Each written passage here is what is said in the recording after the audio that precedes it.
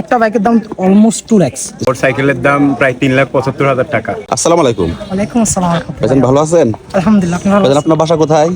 চট্টগ্রাম শহরে। আচ্ছা, আমরা হলো ওই বান্দরবান থেকে যখন আমরা এখান থেকে নীলগিরির উদ্দেশ্যে রওনা দিই, আচ্ছা, আচ্ছা। পথে কিন্তু আপনাদের সাথে বারবারও দেখা হচ্ছিল। মাশাআল্লাহ। আর আমরা কিন্তু বাইক নিয়ে আসলাম, আপনি সাইকেল নিয়ে আসলেন। আমরা আপনার থেকে সর্বোচ্চ 10 মিনিট আগে আসলাম, কেবল বাইকটা পার্কিং করলাম। আচ্ছা। তার মানে আপনার সাইকেল, আমরা বাইক, দুজনে কিন্তু স্পিডের দিকে সমানই। এখানে কিছু ফ্যাক্ট আছে।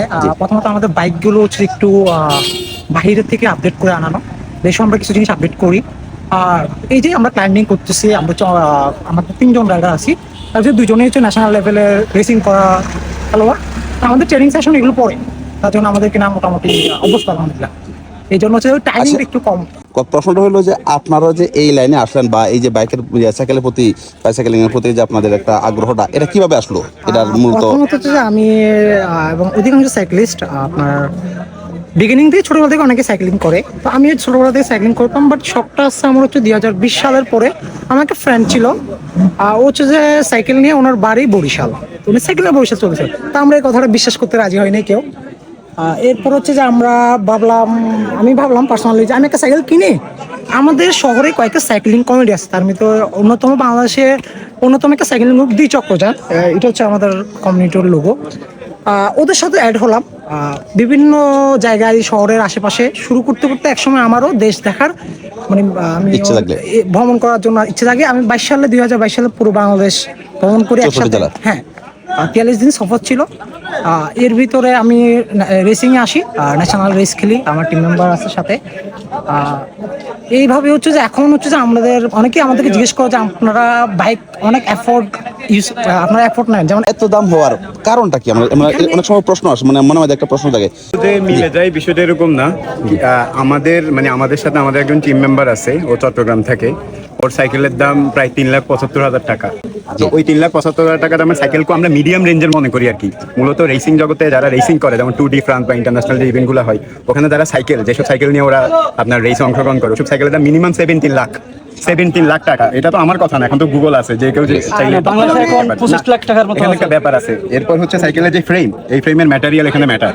যেমন আমার সাইকেলটার ফ্রেম হচ্ছে অ্যালুমিনিয়ামের উপরে সাইকেল হচ্ছে কার্বন মেড, কার্বনের উপরে হচ্ছে ক্রোমিয়াম মেড। কার্বন মেডের সাইকেলগুলোর বিশেষত্ব হচ্ছে অ্যালুমিনিয়ামের সাইকেলগুলো হচ্ছে মানে নিচের দিকে থার্ড ক্যাটাগরি, এরপর সেকেন্ড ক্যাটাগরিতে হচ্ছে কার্বন রেঞ্জের যে সাইকেলগুলো, এগুলো প্রায় 2-3 লাখ টাকা থেকে শুরু হয়। তো এগুলো হচ্ছে হালকা এবং এগুলো হচ্ছে রেসিং মডিফাইড, মানে এগুলো হচ্ছে বিশ্বের বিখ্যাত যারা সাইকেল নিয়ে গবেষণা করে, ওরা গবেষণা করে বানায়। একটা ফ্রেমের দাম মিনিমাম 1 লাখ টাকা। শুধু এই যে মানে ট্রায়াঙ্গুলার যে শেপটা, ওটার দাম 1 লাখ টাকা, যেহেতু এটা কার্বন দিয়ে তৈরি। কার্বন অনেক মূল্যবান ধাতু। এর উচ্চ যে ক্রোমিয়াম সাইকেলগুলো মিনিমাম 17 লাখ টাকা। ওগুলার জাস্ট ফ্রেমের দাম হচ্ছে অনেক বেশি। এগুলো মূল্যবান ধাতু পুড়িয়ে তৈরি করা হয় এবং হালকা। একটা সাইকেল 6 কেজি থেকে 7 কেজি। এরপরে এই যে এগুলোকে বলা হয় গ্রুপ সেট, এগুলো খুব মানে এমনভাবে বানানো হয়েছে যেন স্পিড পাওয়া যায়। যারা ইন্টারন্যাশনাল রেসার 2D ফ্রান্স বা অন্যান্য করে, ওদের তো মিনিমাম আপনার মানে 60 আপনার কিলোমিটার পার আওয়ার ওরা চালাইতে পারে। 60 মানে আপনি ওর সাথে পারবেন না বাইক দিয়ে। পাশাপাশি সাইকেল তো ওদেরকে সাপোর্ট করে, পাশাপাশি ওদের অ্যাবিলিটি বিল্ড আছে, ওরা জিম করে, ওদের নানা মানে নিজেদেরকে ফিট রাখার জন্য যা যা করতে তারা করে। যাই হোক, সবকিছু হলো আপনাদের সাথে কথা বলে ভালো লাগলো। আর আমার এটা মনে মনে খুব আগ্রহ ছিল যে আসলে এই বিষয়টা জানা, এবং আমার দর্শকদের জানার ইচ্ছে ছিল। আর আমার নাম তাওহিদ জামিল, আপনার নাম? মোহাম্মদ ইব্রাহিম খলিল। আর আমরা তো রেসিং করি, আমাদের একটা আক্ষেপ আছে যে আমরা 3-4 লাখ টাকা সাইকেল চালাইতে পারি না বলে। তাহলে আমরা আরো ভালো দেশের জন্য বা ভালো আমরা সাইক্লিং করতে পারতাম। সাইক্লিং ফেডারেশন বাংলাদেশ কাজ করতেছে, ইনশাআল্লাহ ভবিষ্যতে এটা আরো ন্যাচারালি পুয়ার, আমাদের ওরকম সামর্থ্য নাই, নিজে টাকা খরচ করে আমাদেরকে সাইক্লিং করতে হইতেছে এই আর কি।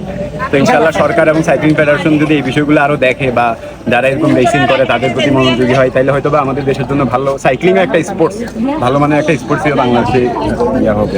যাই হোক, সবকিছুর পরে ভাইদের সাথে কথা বলে খুব ভালো লাগলো।